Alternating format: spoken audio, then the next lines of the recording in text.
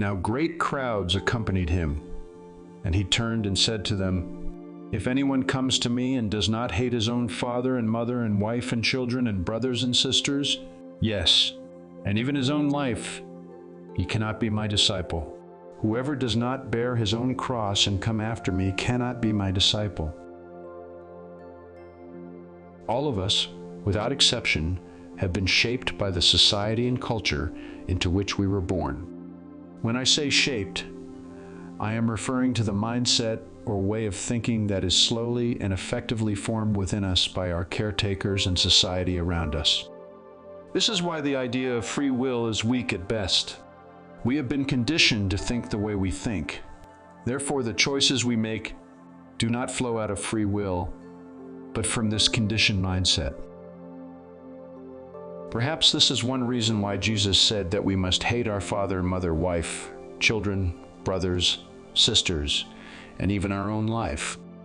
Not for a moment do I believe he meant that we must literally hate our family or ourselves. Rather, we must be willing to question the ideologies that have shaped us, regardless of their source. Far too often we fail to do this because we worry what others will think if we don't agree with them. Jesus said, "No one who puts his hand to the plow and looks back is fit for the kingdom of God."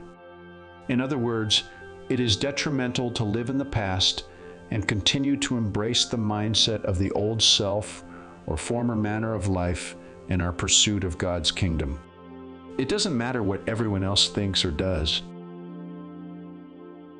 It is important to understand that when we are called by God to Christ, we bring our baggage with us, that mindset or way of thinking that we have known, of however many years before we are called. So it is that Paul stated, "Do not be conformed to this world, but be transformed by the renewal of your mind, that by testing you may discern what is the will of God, what is good and acceptable and perfect." Testing? Yes, as in challenging our ideologies in the light of self-sacrifice. Remember, the mindset we have known for so long was shaped by pride, not humility, so it behooves us to question every aspect of belief that comes our way, again, regardless of the source. Challenging our ideologies takes humility and courage. Courage because we question the status quo, and humility so that we don't become self-righteous and condemn those who don't. Now, here's the kicker. When we follow the status quo, we are living in the past, whether we realize it or not. As an example, I've seen social media posts where folks wish that things were like they used to be back in the day. But the truth is, it wasn't so great then either.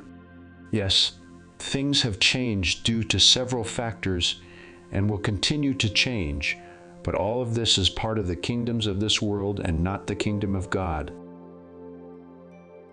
Another way of expressing living in the past is tradition, for this word means a handing down.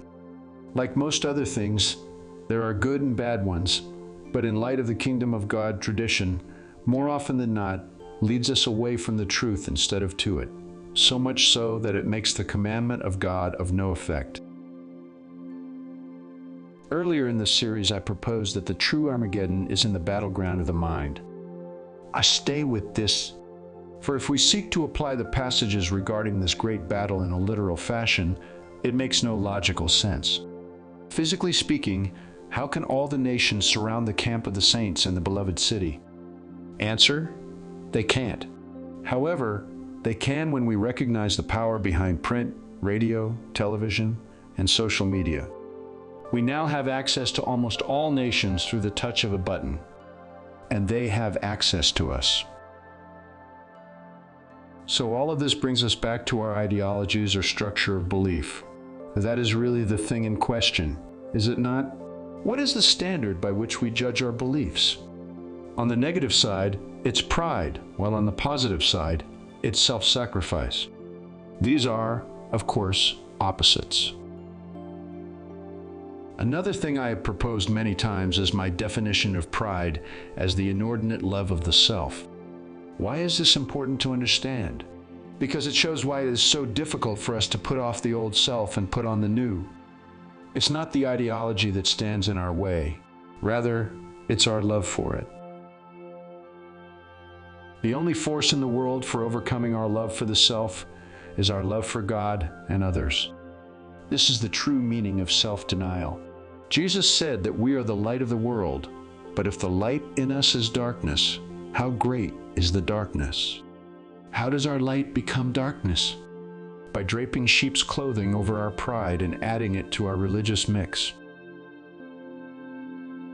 The nations of this world continually boast of their uniqueness and culture as though they are the ones who created it, and America is no exception. But we can't see the forest for the trees.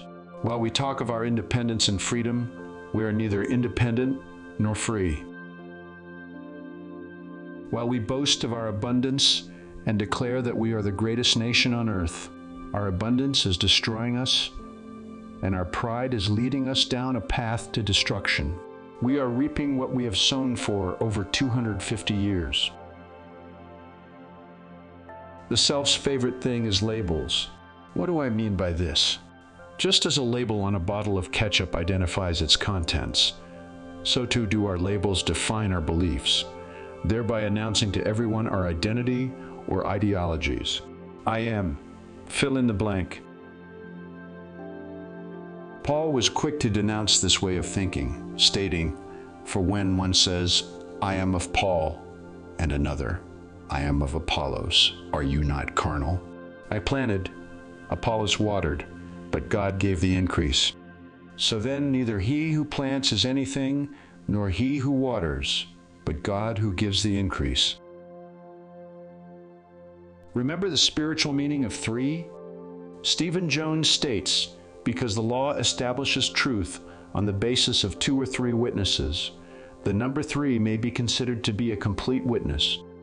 2 witnesses are enough to establish truth, but 3 brings completeness, clarity, and shape to it. What do we find in Romans 12:2? The good and acceptable and perfect will of God. In part 6, I mentioned that God uses division to accomplish unity, verified by the fact that a division took place on each of the 6 days of creation. What did God say at the end of this 6th day? Then God saw everything that He made, and indeed it was very good.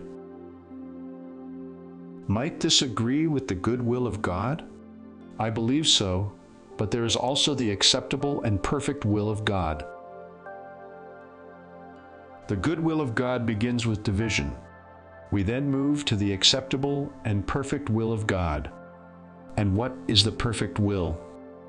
Resurrection, the final stage of the divine process of sowing and reaping. This is atonement. This same threefold process is reflected in the tree of the knowledge of good and evil and the tree of life, where good reflects our natural essence, evil reflects our fall into carnality, and life reflects the end of the process of sowing and reaping that works in our being throughout our time on earth. Again, this is resurrection. I will close with the following illustration.